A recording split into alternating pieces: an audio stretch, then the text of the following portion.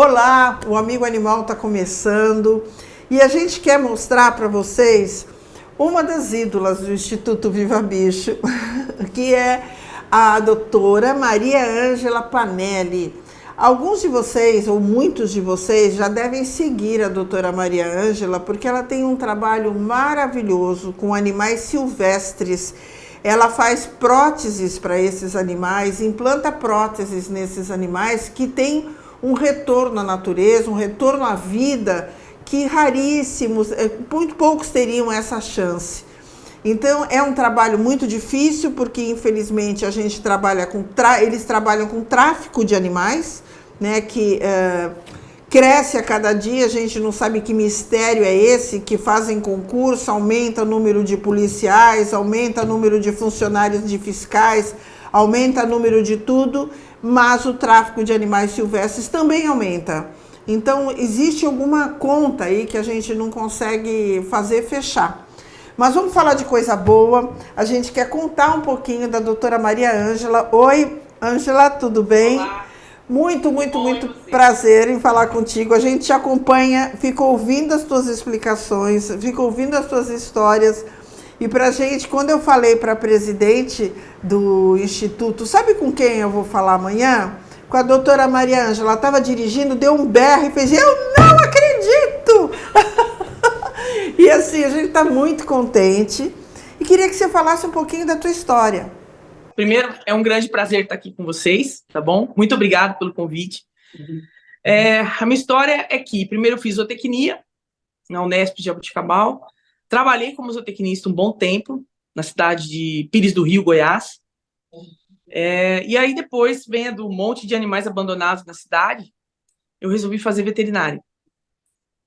Fiz veterinária e, nesse meio tempo, nós mudamos para Barretos. Então, eu estou aqui há 10 anos. Quando eu cheguei em Barretos, a Polícia Ambiental começou a me procurar pedindo para eutanasiar vários animais que estavam sem uma parte do bico, uma asa quebrada, uma perna quebrada, ou sem um pedaço da perna. E eu não me conformava com isso e pedi a eles se eu poderia utilizar os meus conhecimentos de ortopedia em cães e gatos para tentar fazer alguma coisa por aquele animal. Foi concedida essa permissão e foi aí que tudo começou. Então, eu nunca tinha trabalhado com silvestres há 10 anos atrás. Existe uma carência muito grande nessa área, né, doutora? É muito difícil a gente encontrar quem faz, até porque é oneroso demais também, né? Sim, e infelizmente nosso governo, né, nem estado e nem município provê uma verba aí para a gente poder ajudar melhor. Então, isso sai do nosso bolso. Não existe uma verba. A gente que trabalha com cães e gatos, que é a maioria, né, por vivermos numa área urbana, a gente costuma dizer que só em véspera de eleição que político se apaixona por animais, porque infelizmente o nosso trabalho, que é saúde pública, né, e você socorre animais vítimas de tráfico de animais, vítimas de maus tratos, que deveria ter uma subvenção total, porque isso reflete uma omissão do poder público, né? No entanto, é dado as costas nesses casos. Mas vamos falar de coisas boas. Eu estou aqui com o meu celular porque eu linkei algumas matérias do seu Instagram, e uma delas é de um gavião carcará que voltou para a natureza. Queria que você falasse um pouquinho dele, e enquanto isso a gente vai passar o vídeo dele, que você mostra a tua alegria e a tua satisfação, que deve ser de uma realização você tratar, cuidar e depois você poder olhar para o céu e devolver para Deus esse animal. É uma coisa, faz tudo valer a pena, né, doutora? Com certeza, é fechar com chave de ouro, né? Quando a gente consegue receber um animal, ajudá-lo e retornar para a natureza.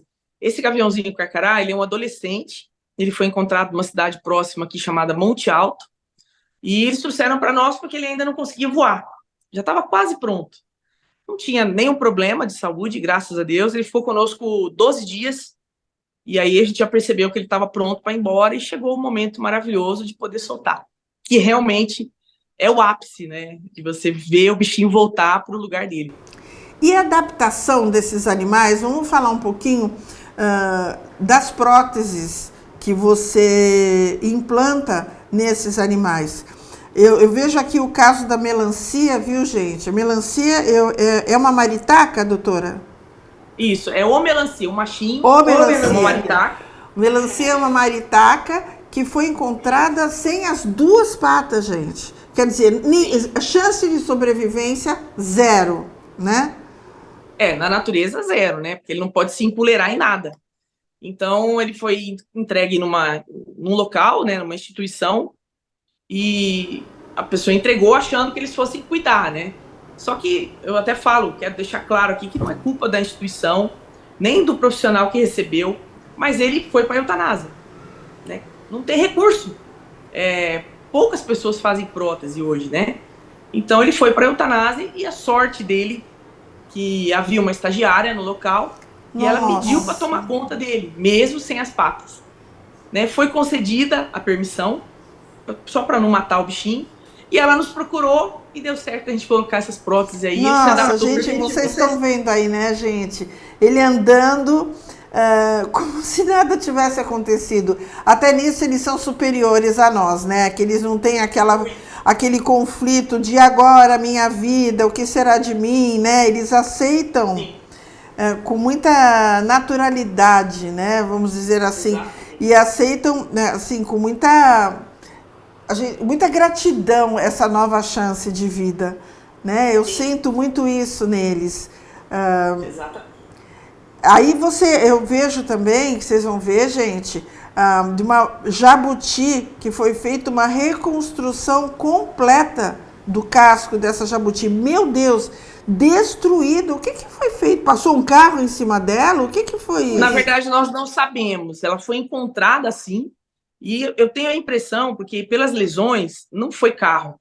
Tenho a impressão que ela caiu de uma altura razoável, uma altura bem, assim, um pouquinho alto, e ela caiu de casco para baixo, né? De casco no chão. E estourou o casco dela.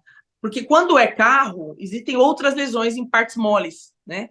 Mas ela não tinha nenhuma outra lesão, só o casco quebrado. Então dá a impressão que ela caiu com o casco para baixo. E eles têm, a gente já resgatou alguns jabutis, claro que só com desidratação, nada grave assim, mas a gente nota que, a gente recebeu a informação de que eles têm muita sensibilidade no casco também, né? Sim. Que a gente faz carinho, eles sentem, né? Exatamente. E a gente fazia, aliás, nós temos o Donatello com a gente, que é uma tartaruga também, que foi encontrado no lixo, paralítico. Voltou a andar agora, mas a gente tem algumas tratadoras que estragam os animais.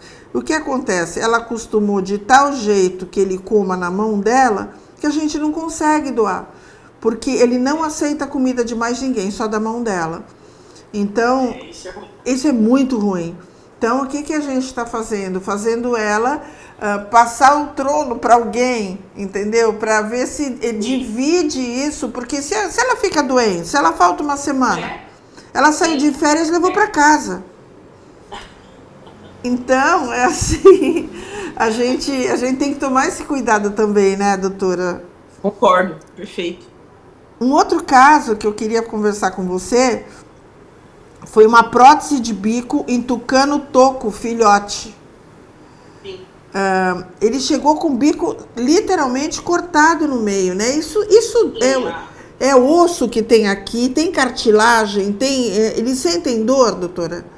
Tem muita irrigação sanguínea, né? É um material córneo, né? É um material córneo, o osso. E ele chegou com a parte distal, tanto da rinoteca, que é a parte de cima, como a gnatoteca, decepada. E sem essa ponta, eles não conseguem fazer a pinça, né, para poder pegar o alimento. Então, ele está fadado à morte. Ou a alimentação na boca, do bico, o tempo todo, a vida toda, que também é difícil. Então, ele chegou para nós e fizemos as próteses. Ele vive muito bem, ele está numa reserva próximo a São Paulo, acho que é Tatuí. Mas está super bem. São animais que não podem ser devolvidos à natureza, né, doutora? Essa observação sua é muito interessante, para deixar claro aqui para quem está nos ouvindo.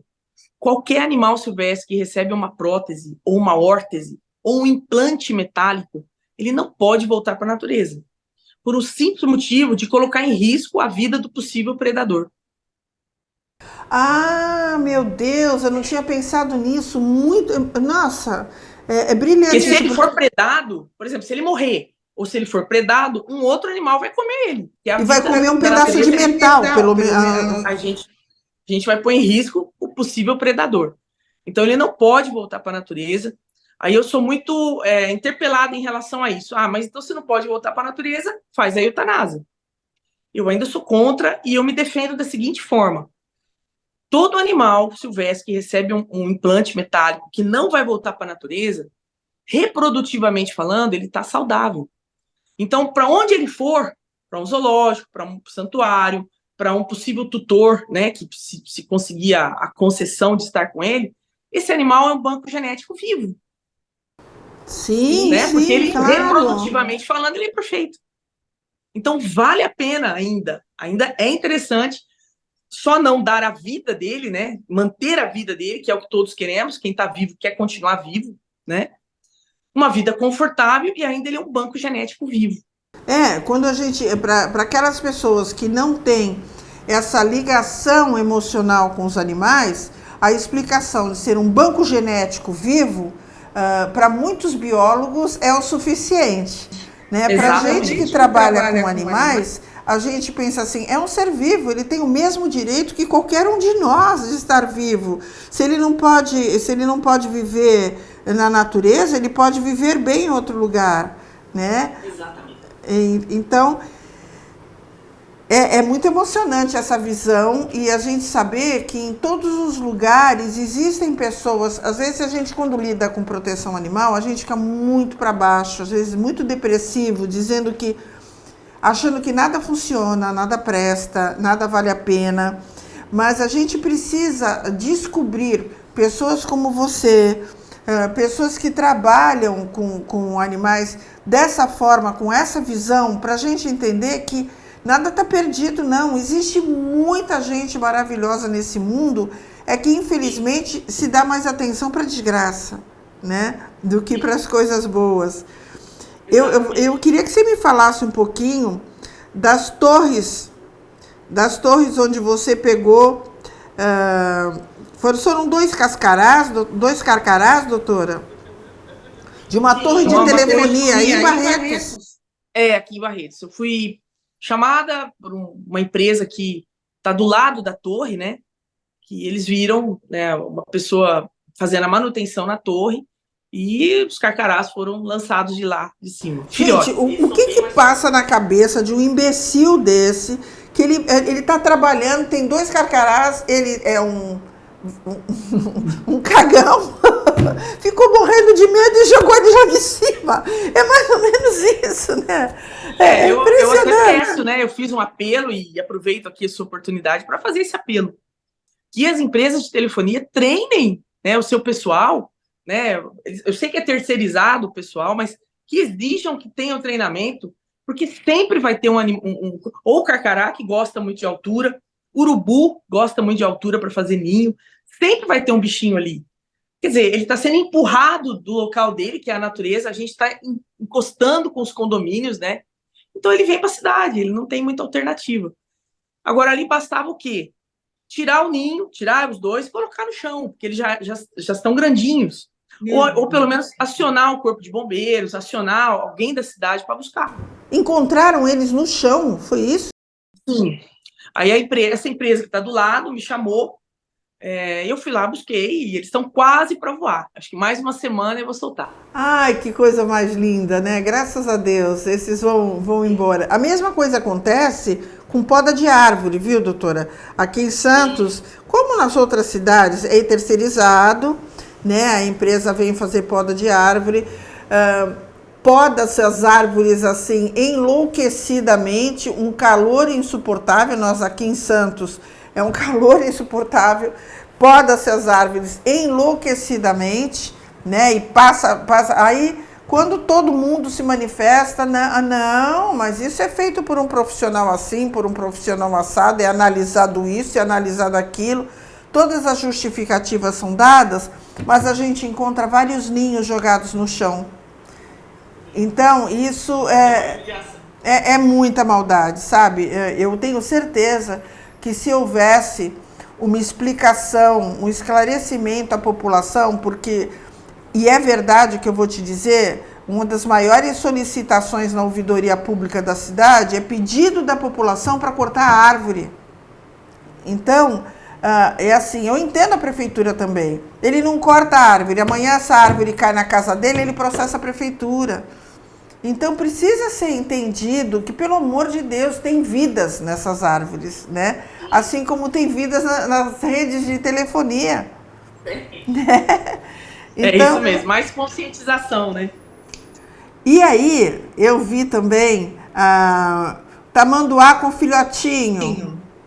Aquela tamanduá-mirim. Tamanduá-mirim. Onde eles foram? Foram atropelados, doutora? Sim, do post está falando certinho, mas dois amigos estavam vindo de bicicleta numa cidade próxima aqui que chama-se Jaborandi. Eles estavam vindo pela estrada, uma estrada vicinal, e o carro passou e bateu na mãe, né? Encostou na mãe, e ela jogou ela longe, ficou parada. Eles foram socorrer a mãe e viram que tinha um filhotinho nela. Aí trouxeram para mim, ela ficou um tempinho conosco, ela teve uma concussão cerebral, a pancada, né? Mas conseguiu se recuperar, e depois tem um vídeo aí da gente soltando ela novamente, no mesmo lugar ali próximo, né? Não da estrada, mas naquele nicho que ela foi encontrada. Foi muito gostoso. Eu vi a satisfação, a alegria, a sua paixão pelo filhotinho, principalmente, porque não é sempre que a gente abraça um filhote de tamanduá, né? A carga de energia que a gente recebe da natureza quando abraça um animal desses é uma coisa enlouquecedora, né? Eu costumo falar, algumas pessoas podem me achar maluca, mas eu costumo dizer assim, você abraça um animal desse ligado na natureza, você está abraçando Deus. Para mim, você está abraçando Deus, porque é energia pura, né? Eles são puros, né? Eles são inocentes. Energia pura. Agora, me conta, doutora, para a gente encerrar, que a gente tem, são milhares de casos, gente, mas eu quero contar do bugio, que a gente tem um vídeo desse bugio já recuperado. Mas o que aconteceu com a patinha dele? Queria que você me contasse, porque o bugio, segundo, eu já tive lá no GAP de Sorocaba, onde eles têm muito bugios, eles têm chimpanzés, enfim. E os bugios são considerados animais bem reativos, né? Eles não reagem bem, eles reagem negativamente às pessoas. Eles fazem aquela barulheira danada com o estresse deles. Como é que você conseguiu tratar de um bugio? Isso que eu queria saber. Realmente não é muito fácil. Ele só tem essa reação aversiva por medo, né? Só uma reação aversiva por medo. Ele não tem a intenção de machucar a gente. Sim. Que a gente invada o espaço dele, né? Mas, na verdade, é uma menina, é uma bugiozinha, né? E ela foi encontrada próxima à estação uma das estações de tratamento de água aqui de Barretos, que tem uma área de mato. Os funcionários dessa estação viram a algazarra, né? Eles estavam brigando, gritando. Eles foram lá ver e todo o grupo, eles são gregários, né? Os bugios, todo o grupo estava... Eles atacam mesmo, né? Nós estamos imaginando, só uma suposição, que, infelizmente, alguém estava com ela, porque ela era mansa, ela não era tão agressiva, e alguém cansou e soltou. Pois é, sem conhecimento, né? Quando você solta, como eles são muito gregários, eles têm o bando deles, eles não aceitam um novo integrante. Então, aí foi o momento que eles atacaram e quase mataram, né? Quase deceparam os braços, ficou com muitos cortes, deu mais de 180 pontos. Mas ela foi encontrada caída, foi isso? Ela, na verdade, o pessoal espantou o bando, né? E ela ficou desfalecida. Aí nos chamaram, fui até lá, já anestesiei, porque ela não deixava chegar perto, claro. Sangrando muito. Levamos para a clínica, tentamos não fazer a amputação de primeira mão, tentamos salvar o membro, mas infelizmente não conseguimos.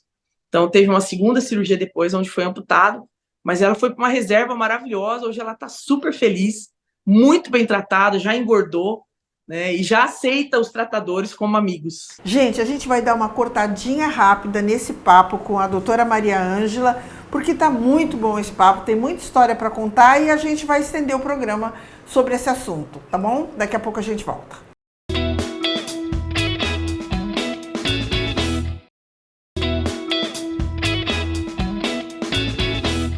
Voltando com o programa Amigo Animal, a gente está entrevistando a doutora Maria Ângela Panelli, uma médica veterinária lá de Barretos, que lida com próteses para animais silvestres. É muito legal, continuem assistindo. Doutora, eu queria que você falasse um pouquinho o que você pode deixar desses anos de trabalho que você tem, essa experiência que você tem, essa vivência que você tem em lidar com maus tratos, porque tudo que acontece com esses animais, no fundo, teve a mão humana, né? Teve a mão de um homem. O gavião foi arremessado, o bugio que alguém tinha e com certeza aquelas coisas, não vou reintegrá-lo na natureza, joga. Eu trabalhava num local que tinha muitos saguis em volta e nós recuperamos um filhotinho de sagui. Primeiro começou aquela história de não pode alimentar, não pode tratar, não pode cuidar, não pode isso, porque o IBAMA, porque não sei o quê, porque não pode. Então pode deixar morrer? O que a gente pode fazer? É o que a gente tem na mão. A única coisa que é legal, né, é deixar morrer. Então a gente cuidou. E depois, fazer o quê? Como é que a gente vai reintegrar? Ah, não, vamos soltar aqui. Não vamos soltar aqui, ele vai morrer, vão matar ele. Exatamente por isso. Foi bem difícil a gente arrumar um local onde tivessem outros filhotes de sagui para que eles formassem uma comunidade, né? E aí a gente é considerado chato, porque a gente não deixa fazer coisas que às vezes algum profissional da medicina veterinária queria fazer. Então assim, é bem complicado. Então eu queria saber o que você pode deixar de informação para as pessoas que estão nos assistindo, quando encontrar um animal silvestre, o que você pode fazer por eles, quem chamar, a gente sabe que é a polícia ambiental, né? Mas pela a tua experiência, como uma pessoa que tem isso como meta de vida, o que você pode deixar de informação para todos nós que estamos te assistindo e te admiramos tanto? Então... Encontrou um animal silvestre, qualquer um pássaro, um filhote de onça, que às vezes é comum na minha região aqui, um filhote de um jabuti, qualquer animal que você encontrar, o ideal é não tentar pegar, né? Por exemplo, se for um tamanduá, mesmo que seja um mirim, por mais que seja filhote, ele vai querer se defender de você porque ele acha que você vai machucar ele. Então, se ele fechar aquela unha que ele tem no seu braço, ele vai cortar o seu braço profundamente. Então, o que eu peço? O resgate tem que ser feito com segurança para ambas as partes, para o animal e para quem está querendo salvar. Então, o ideal é chamar alguém especializado, ou o Corpo de Bombeiros da sua cidade, ou a Polícia Ambiental, ou o próprio IBAMA, se tiver uma instituição ali, uma das lojas do IBAMA, vamos falar assim, né, o escritório, ou então um veterinário especialista, porque aí vai haver um resgate correto, tanto para o animal, como, né, por segurança de quem está resgatando, e dar assistência veterinária o mais rápido possível. O que mais acontece conosco é chegar um animal, por exemplo, alguém de bom coração encontra um filhote de coruja. Eles acham bonitinho, né? Falam assim, eu vou tentar cuidar, porque é tão bonitinho, né? É o coração do ser humano. Eu sei que é uma tentativa boa, mas é bacana você me deixar essa abertura aqui, porque muitas vezes a gente está achando que está fazendo bem e não está. Então, o que mais acontece aqui? Doutor, eu achei um filhote de coruja faz uma semana. E eu estou alimentando ele está bem, só que agora ele começou a ficar estranho, está paradinho, está quietinho. Posso levar aí? Leva lá para mim. A primeira pergunta que eu faço, o que você estava dando de comer? Alimento? Eu fiz papinha de fubá. Problema, a coruja é carnívora. Ela não pode comer fubá. Então ela já chega para nós no estado nutricional tão ruim que eu só vou dar a extrema-unção. Ela vai morrer. Não dá mais tempo. Então, não adianta a gente querer ajudar e não saber como, né? Então, por isso que é legal entregar nos órgãos competentes, sempre, para a segurança do ser humano, segurança do animal e também para que ele seja socorrido o mais rápido possível.